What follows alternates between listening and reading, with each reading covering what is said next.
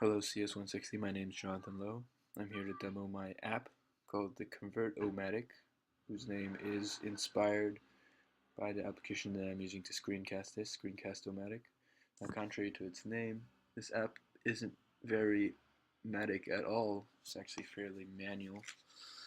You do have to select the temperature scale that you want to convert from, the temperature scale that you want to convert to, manually enter the temperature either using the on-screen keyboard or with the slider.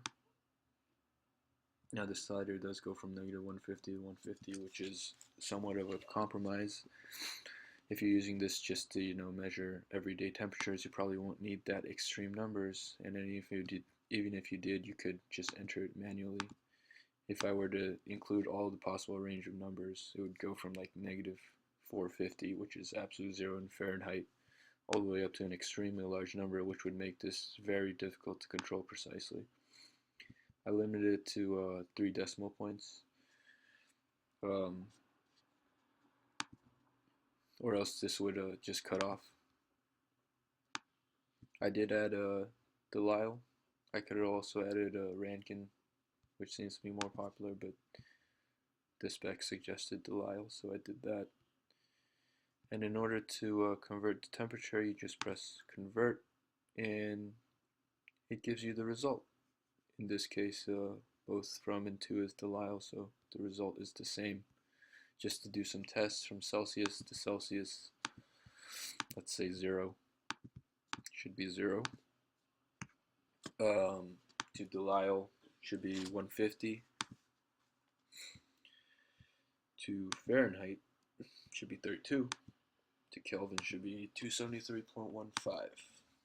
Now some improvements this app could have. Some of the spacing is a little off. This selection should really be somewhat of a drop-down box to save on space. Once you add a bunch of other temperature scales, it becomes a little ridiculous even if you have 2 or 3 columns or make the font smaller. It's just difficult to press all the buttons. So a drop-down box would be better in that case. Something akin to what Google Translate does with their drop-down boxes and with the little arrows where you can switch the from and to translation. That would be nice.